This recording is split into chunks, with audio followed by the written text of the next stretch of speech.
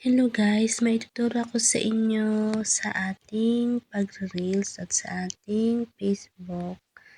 So ito guys, ay ituturo ko sa inyo.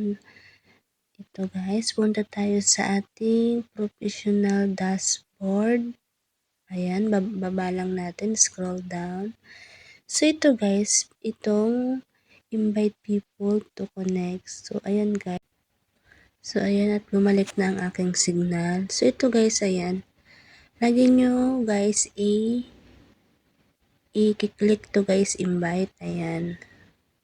Kasi pag araw-araw nyo yan guys tinignan at kinilik yung invite guys ay araw-araw din may tendencing may mag-follow sa atin at yung mga ini-invite natin ay mag-respond sila at i-follow tayo. Ayan. Ang ibig sabihin yan guys ay ini-invite natin sila na i-like yung ating mga video at ang ating profile. Ayan. At balik ulit tayo. Ayan. Okay. Tapos na. So, ayan guys. Maghihintay na lang tayo sa ating in-invite kung sino sa kanila ang mag-follow back na i-follow tayo at i-like ang ating mga video. So, yun lang guys. Share lang. Thank you for watching.